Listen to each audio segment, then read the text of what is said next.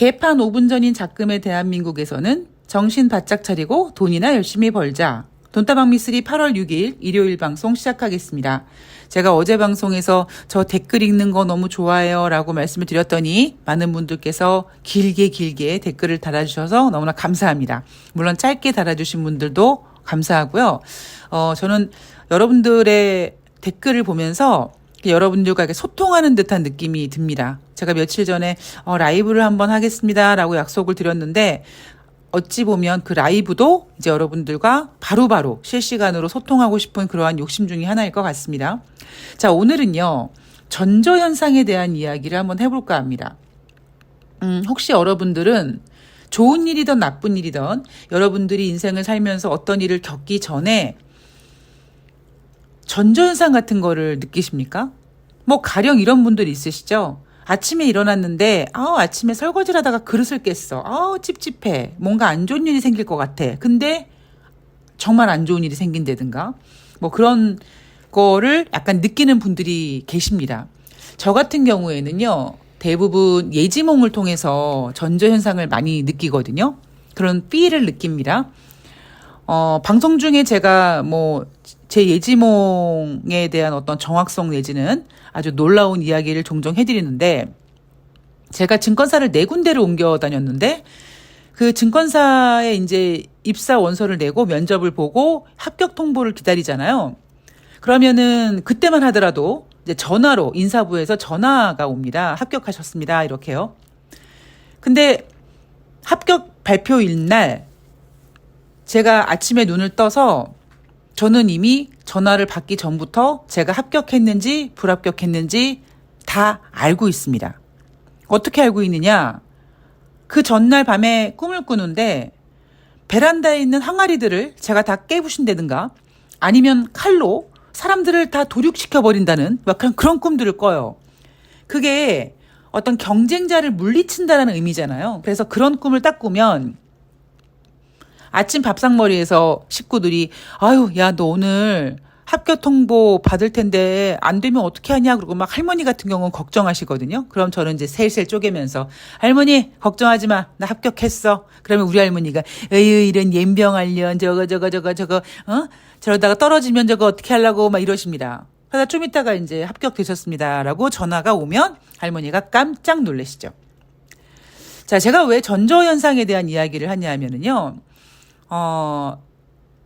2008년도는 주식 투자하시는 분들을 포함해서 아마 경제에 관심 있으신 분들은 2008년도 리먼 사태로 시작된 미국의 금융위기가 주식 투자의 그 과정 역사상 가장 큰 이슈로 생각하는 분들이 아마 많으실 겁니다.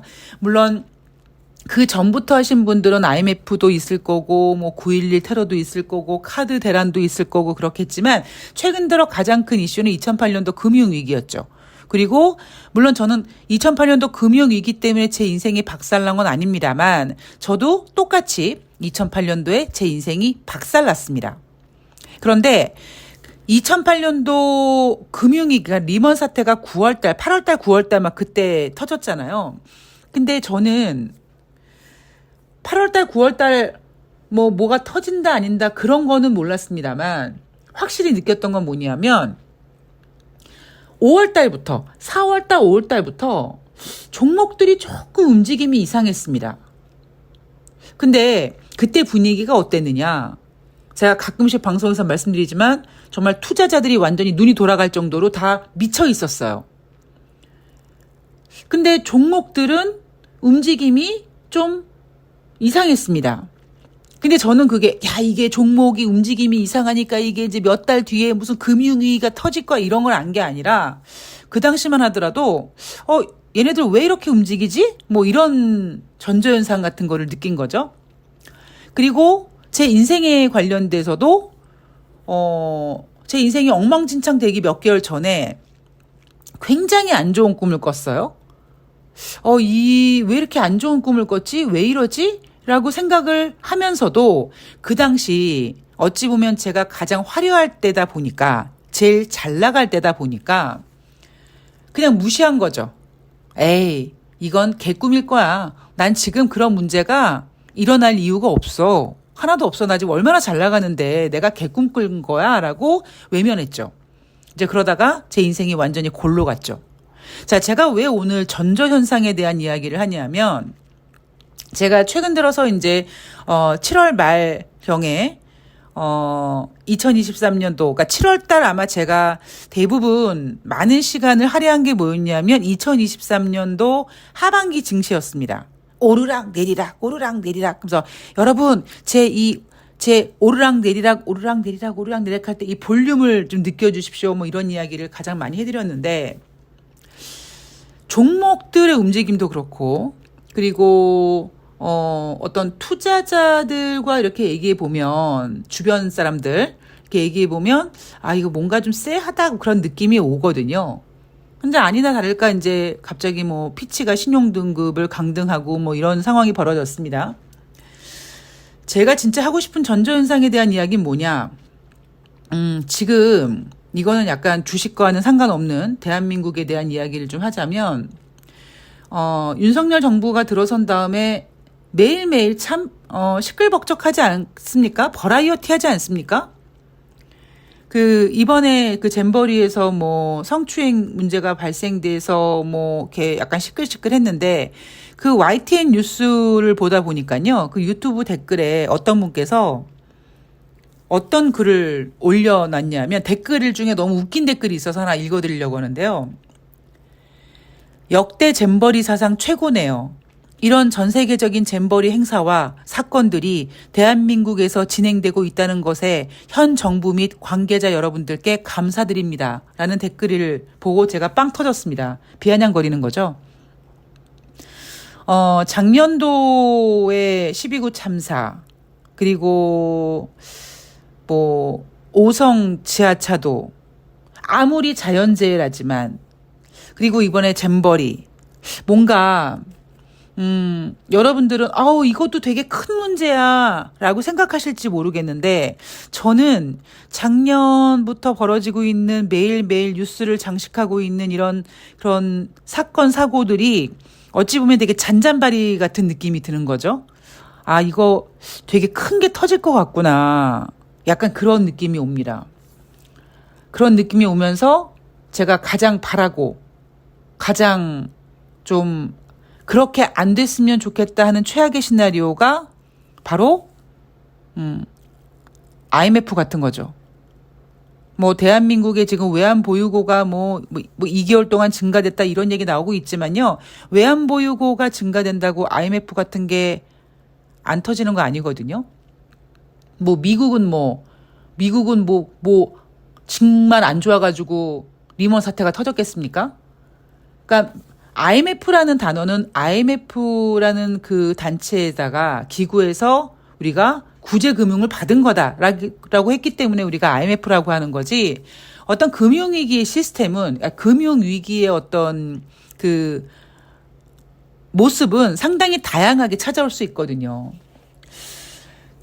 참 많은 사람들이 멀쩡히 있다가 죽어나가고요. 참 이렇게 시끌시끌합니다. 예. 저는 무속을 믿는 사람이라고 말씀을 드렸으니까. 한편으로는 이게 김건희와 윤석열이 삼재여서 대한민국도 삼재인가 그렇게 우픈 생각도 들고요. 여하튼 제가 어제 방송에서도 말씀을 드렸지만 앞으로 대한민국 상당히 정말 조심해야 될 것 같고요. 뭔가가 정말 많은 사람들, 많은 국민들이 힘들어하는 이런 문제가 생겼는데 이런 문제가 이제 해결될 수 있을까? 잘 될 수 있을까? 이렇게 걱정하는 그런 일들이 터지지 않을까 하는 불안감을 갖고 있습니다. 그래서 제가 최근에 오프닝에서 정신 바짝 차리자 이런 이야기를 계속 해드리고 있는 건데요. 저의 어떤 이런 잘못된 초기이기를 간절히 바랍니다. 자, 오늘 돈다방 미쓰리 8월 7일부터 8월 11일 다가오는 한 주 동안 주식 투자하시는 분들이 이제 체크해야 될 것들, 그런 것들을 좀 볼 텐데, 자, 우선 뉴욕 증시 먼저 보도록 하겠습니다. 자, 미래를 보기 전에 제일 먼저 할 일은 무엇이다? 과거를 봐야 된다. 돌아갈 수는 없지만 돌아볼 수는 있고요. 그리고 항상 돌아봐야 됩니다. 우리가 역사를 배우는 이유가 역사를 통해서 미래를 지혜롭게 헤쳐가는 그런 어떤 과정이라면 주식시장도 마찬가지로 지난주에 어땠는지 한번 돌아보고 그 흐름이 앞으로 어떻게 될지를 보는 거죠. 왜냐하면 주식이나 인생이나 한쪽 방향으로만 가는 게 없다 보니까 지난주에 주례장창 빠졌으면 최소한 다가오는 한 주에 반등은 하겠지. 지난주에 주례장창 올랐으면 최소한 다가오는 한 주에는 조정받겠지. 이런 그림이 일단 그려지거든요. 자, 7월 31일 월요일 뉴욕 증시는 상승했습니다. 자, 이때 막 대한민국 주식시장도 막 같이 흥분하고 막 난리 부르스였었죠. 자, 8월 1일 화요일 날은 뉴욕 증시가 혼조세로 마감했습니다. 7월 말 뉴욕 증시가 상승하면서 어떤 얘기가 나왔냐면 다우지수는 2달 연속 상승이고 S&P 500과 나스닥은 연속 5개월 동안 상승했다. 이렇게 뉴욕 증시 마감 현황에 써 있었죠. 그래서 제가 그때도 말씀드렸지만 인생이나 주식이나 한쪽 방향으로만 가는 게 없다. 뭐 다우지수는 2개월 연속 상승했으니까 더 추가 가능성이 있을지 모르겠으나 나스닥과 S&P 500은 5개월 연속 상승했으니까 이제 올라갈 확률보다는 떨어질 확률이 높지 않느냐 이런 이야기도 해드렸습니다. 그렇게 아주 정말 핫했던 7월 말이 넘어가고 8월 초가 되고 8월 2일 날 뜬금없이 피치가 미국의 신용등급을 강등하면서 하락했고요. 수요일, 목요일, 금요일 뉴욕 증시는 모두 하락했습니다. 3거래일 연속 하락했는데 특별한 모습이 뭐냐면 장중에는요. 빨간색이에요. 장중에는 빨갛게 이렇게 좀 이렇게 움직이다가 장 막판에 힘을 쓰지 못합니다. 이게 지난주 뉴욕 증시의 굉장히 독특한 모습이에요. 저는 그런 독특한 모습을 보면서 내가 여러분들께 이제 뉴욕 증시는 크게 뺄 생각이 없어요라는 이야기를 더 이상 하지 못할 것 같습니다 라고 얘기한 게 아마 이런 뜻이구나라는 느낌이 들었죠. 자, 미국의 신용등급 강등 이슈는 2011년 그때랑 다르다. 지금 시장은 이렇게 보고 있습니다. 물론 다릅니다. 문제는 피치의 신용등급 때문이 아니라 어떠한 일들, 제가 예상을 못하고 있는 일이든 제가 예상을 하고 있는 일이든 이제 어떠한 일들이 계속 이제 꼬리에 꼬리를 물면서 시장을 좀 괴롭힐 가능성이 좀 높고요. 자, 이번 주에 다가오는 한 주 동안 가장 중요한 경제 지표는 역시 10일 날 목요일 날 발표되는 미국의 소비자 물가 지표입니다. 여러분 기억나시죠? 6월 달에는요. 3.0이었어요. 그리고 둔화폭은 1%였습니다. 그래서 7월 달에 시장이 뜨거웠던 이유 중에 하나가 뭐냐면 소비자 물가 지표가 둔화폭이 1%로 뚝 떨어지면서 3%까지 내려오다 보니까 이제 이런 식으로 물가가 한 번만 더 둔화된다면 3%에서 2%로 떨어진다면 연준이 목표로 하는 인플레이션 목표치 2%에 도달을 하는 거고 그러면 이제 더 이상 금리 인상은 없을 거다. 어떤 이런 분위기가 7월달 뉴욕 증시를 지배했죠. 여전히 그런데 제롬 파월 연준 의장이나 다른 연준 의원들은 추가로 금리 인상을 할 것이다. 또 그때는 뭐라고 얘기했냐면 근원 소비자 물가 지표가 아직까지 목표치에 도달하지 않았다. 이런 얘기를 하면서 금리 인상에 대한 가능성을 계속 열어놨었습니다. 물론 시장에서는 무시했죠.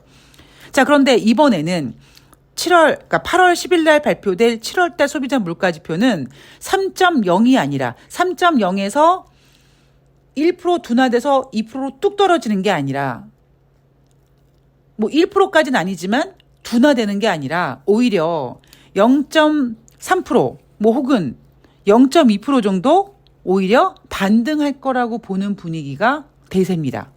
이유는 바로 제가 어제 말씀드렸던 국제 유가 때문이고요. 국제 유가뿐만 아니라 뭐 기후변화 기타 등등 여러분 최근에 안 오른 거 없죠? 지금 올라간 거는요, 세 발의 피입니다. 이제 본격적으로 이제 그 뒤에 추후에 이제 그 기후변화라든가 이런 여러 가지 어떤 그 고난과 그 시련을 겪은 야채, 채소, 과일 이런 것들이 나오고 특히 올해 같은 경우 대한민국 같은 경우에는 추석이 굉장히 빠릅니다. 추석 물가 대비했을 때 계속 물가가 올라가고 있잖아요. 기름도 올라가고 있고 그것처럼 미국도 이번에는 인플레이션이 둔화되는 게 아니라 반등될 것이다 라는 것이 지금 대세입니다. 에너지와 음식료를 제외한 근원 소비자 물가지표는 전월과 똑같은 4.8 혹은 만약에 둔화된다면 한 4.7 그러니까 0.1 고작 0.1 정도밖에 둔화가 안 될 것이다. 근원이든 그냥 일반 인플레이션이든 CPI가 반등할 것이라는 것이 지금 미국의 경제 전문가들의 분위기입니다. 제가 어제 스태그플레이션 얘기했죠. 자, 그래서 시장에서는 7월 소비자 물가지표가 반등할 거라는 거를 예상하다 보니까 어차피 9월달 FOMC 회의가 여유롭게 남았으니까 9월달은 7월달 소비자 물가지표도 확인하고 8월달 소비자 물가지표도 확인할 거야.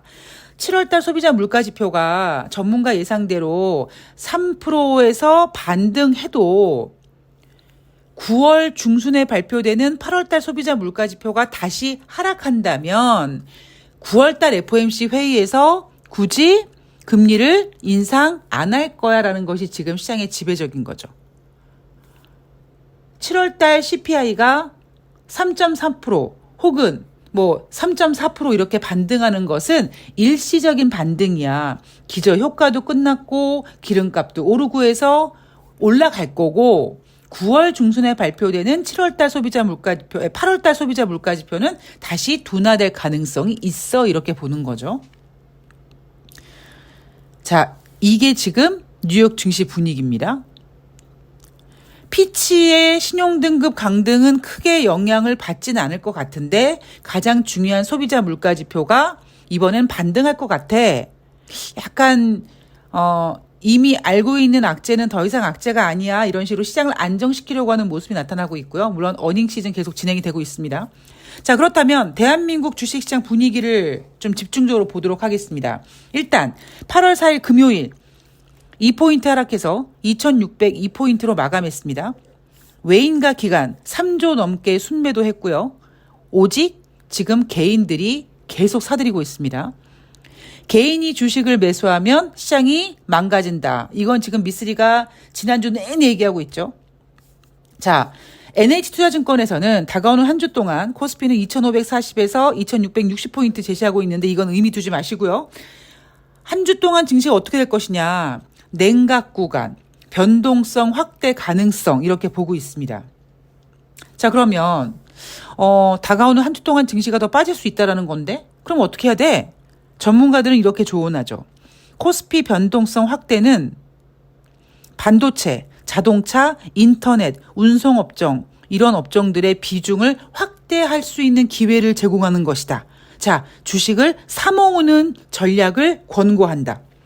비중을 축소하지 말고 오히려 주식이 빠지면 주식을 매수해 매수 기회로 삼어 이렇게 개인 투자자들을 구렁텅이 속에 밀어 넣는 발언들을 하죠. 왜? 얘네들은 원래 이렇게 발언하니까요. 제가 대한민국 주식시장에 공식이 있다고 말씀드렸고 아마 작년 말 혹은 연초에 그 공식 이야기를 들으신 분들은 물론 알고 계신 분들은 계시겠지만 와 진짜 신기하다. 미쓰리 말대로 2300 그때는 외국인들이 막 조용히 샀다가 갑자기 외국인들이 한 달 동안 몇 조 샀어요. 그랬더니 갑자기 기관들이 매수하기 시작하고 지네가 돈이 없으니까 개인들한테 펀드를 팔더니 그렇게 기관이 매수해서 어느 정도 2550, 2600 레벨업 시켜놓으니까 애널리스트들이 코스피 3000 갑니다. 2950 갑니다. 질러대고 그 질러대는 소리에 개인들이 환호하면서 주식시장에 뛰어드는. 그래서 제가 개인들이 뛰어드는 순간 그러니까 기관과 외국인들이 개인들한테 물량을 넘기고 튄다. 지금 그 상황이 전개되고 있는 겁니다. 근데 지금 개인들도 불안하거든요. 근데 지금 증권사에서 2950포인트, 3000포인트 전망 상향 조정한 거를 지금 조정하지 않고 있어요. 그러니까 지네들이 지른 게 있으니까 어떤 얘기를 합니까? 개인들한테 어이 좀 더 사봐줘. 이렇게 개인들을 구렁텅이 속에 밀어넣는 거죠. 이것도 마찬가지로 공식 같은 겁니다. 이렇게 움직일 때 조심하십시오라는 전문가들보다는 이렇게 빠질 때마다 비중 확대하라고. 오히려 지금이 매수할 수 있는 기회라고. 왜? 지금이 매수할 수 있는 기회라는 게 무슨 의미입니까? 앞으로 갈 수 있으니까 지금이 저점이야라는 거잖아요. 허공에 삽질하는 소리고요. 자, 그러면 이제 이대로 만약에 가다가 매수 기회를 계속 준다. 자, 그 얘기 만약에 주식시장이 계속 빠지잖아요. 그러면 전문가들이 뭐라고 얘기할까요? 그때 가선 얼굴 싹 바꿉니다. 그러면서 이렇게 얘기하죠. 현금 보유. 이렇게 얘기합니다. 그러면 개인들은 그때 가서 분노하죠. 아이 씨발. 야, 현금을 지금 어떻게 보유하냐? 어떻게 지금 다 물려 있는데 현금을 어떻게 보유하냐? 이러고 그때 가서 이제 개인들은 정신을 차립니다. 정신 차리면서 에이씨, 전문가 없고 뭐 애널들 다 사기꾼들이고 다 개자식들이고 나 주식 안 해 그러고 증권계좌를 확 접어버리죠. 그래서 제가 여러분들한테 어제도 말씀드렸지만 주식은 올라갈 때만 하는 게 아니라 시장 분위기를 잘 봐서 주식이 오르건 내리건 항상 꾸준히 수익을 낼 수 있는 그런 매매 원칙을 만드는 것이 전 진정한 주식 투자다라고 생각한다라고 어제 말씀드렸습니다. 신용융자 잔고가 지금 8월 들어서 코스피 코스닥 합쳐서 20조가 넘어갔다고 하죠. 아마 22조, 23조 정도까지가 넘어가면 약간 위험 구간이고요. 그리고 테마 같은 경우에도 제가 저는 여러분 테마 따라가지 않습니다. 이런 얘기하면서 2차 전지에 대한 이야기를 몇 번 해드렸는데 2차 전지가 막 변동성을 보이고 지랄 발광을 합니다. 자, 그러자 갑자기 초전도 테마가 탄생을 했어요. 만약에 여러분들이 저한테 미쓰리 초전도 테마 어떻게 생각해? 그러면 저는 사기다 아니다 그런 멘트는 하고 싶지 않고요. 그냥 의미 없다라는 이야기를 하고 싶습니다. 예전에 여러분 IT 장세, 그러니까 1999년도 막 그때쯤 물론 그 IT 코스닥 같은데 그런 막 바람이 불었지 않았습니까? 그런데 그거와 함께 뭐가 엄청나게 성장했냐? 어떤 테마가 굉장히 급등했냐면 나노 관련주. 가장 머릿속에 딱 떠오르는 종목이 이제 플래닛8이었던 종목인데 다 의미 없습니다. 예. 이게 나중에 뭐 개발이 돼서 뭐 어찌 됐던 간에 그냥 주식에서는 주식을 움직이게 하는 어떠한 재료가 필요할 뿐 그거에 사용되는 것뿐 그냥 저는 이거는 그냥 마치 유부남이 그냥 바람 펴서 그냥 한때 그냥 나의 감정을 확 휩쓸고 가는 그런 바람과 같은 그런 테마다라고 저는 생각을 하고 있습니다. 저는 작년 연말부터 올해 연초까지 미쓰리가 생각하고 있는 2023년도 주식시장 분위기는 뭐 2100이 깨지고 2000이 깨지고 그러진 않을 것이다. 물론 2800, 3000은 어려울 것이다. 자, 그러면 대충 나오죠. 2300포인트에서 2600포인트, 한 3, 400포인트에서 왔다리 갔다리 하면서 움직일 가능성이 높다. 그래서 제가 그런 장세면 미쓰리가 돈을 벌 거다 이런 이야기 몇 번 해드렸는데 NH투자증권이 2540포인트까지 지금 다가오는 한 주 동안 조정을 받을 것이다라고 보고 있는데 저는 다시 말씀드리지만 강력히 주장하지만 개인이 매수하는 장은 절대 성공할 수가 없습니다. 개인이 주식시장을 이끄는 장이 있었어요. 언제? IMF 그때쯤. 그 전에도 그랬죠. 근데 IMF가 터지고 대한민국 주식시장이 외국인들에게 문을 열리면서 그리고 마치 다우지수가 100포인트에서 지금까지 올라온 게 펀드 때문이다 이런 얘기가 있는 것처럼 펀드가 만들어지면서 개인들이 시장을 리드할 수 있는 장은 힘듭니다. 그래서 아무리 전 다른 전문가들이 좋게 봐도 전 지금 계속 주식시장을 이렇게 사고 있는 개인들을 보면서 굉장히 치근하고 불쌍한 생각이 들고요. 저러다 곡소리 날 텐데라는 생각이 들고요. 그리고 이 물갈이, 이 개인들을 한번 확 털어내는 그러한 어떤 상황이 한번 벌어지지 않을까. 그렇다면 코스피 시장은 다시 뭐 2300까지도 열어놔야 되는 그러한 생각을 좀 하셔야 될 것 같습니다. 자, 저는 지금 무서운 얘기를 한 게 아니라요. 좀 냉정하게 그러나 항상 리스크는 크게 봐야 되고요. 그리고 호재는 차근차근 잘 봐야 되기 때문에 지금 주식시장을 아주 직시하는 예, 그런 이야기를 해드린 겁니다. 자, 저는 내일 방송은 예, 쉬고요. 대신 월요일 날, 월요일이니까 5시에 새날에서 뵙고요. 저는 화요일 날, 월요일 뉴욕 증시 가지고 찾아뵙도록 하겠습니다. 남은 휴일 잘 보내시고요. 화이팅 하시기 바랍니다. 저는 내일 새날에서 뵐게요. 고맙습니다.